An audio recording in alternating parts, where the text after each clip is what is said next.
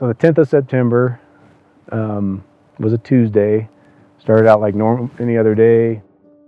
Everything was kind of normal.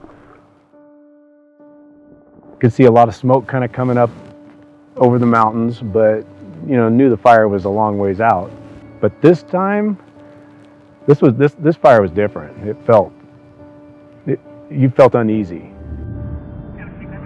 They've been burning for days, destroying homes and pushing firefighters to the limit. The bridge fire exploding in size in a matter of hours, jumping from 4,000 acres to more than 34,000. I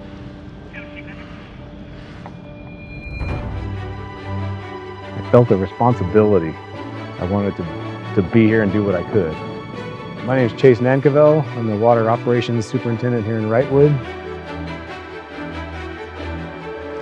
If there's anything I can do to help provide water, to get in the fight and help with that, then yeah, I needed to do that. Before the evacuation order was even lifted, our team of operators came back and performed things such as flushing, making sure our infrastructures were safe, conducted multiple rounds of sampling.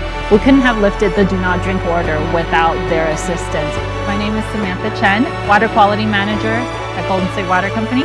Our response was to assess our infrastructure to understand how our tanks were holding up, if we had enough water for firefighting needs, and there was minimal damage to our water system.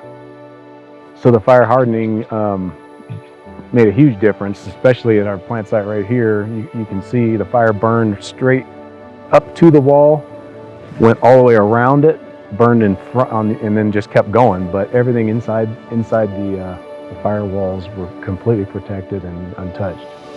I had a fantastic team here in Wrightwood to get the job done and get water flowing again. The company as a whole pulled together and just flooded me with resources. I've been here 31 years. This is my town.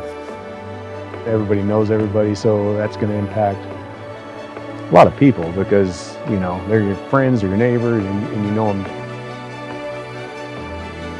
So now that the fire has passed, Golden State is committed to providing reliable, quality drinking water.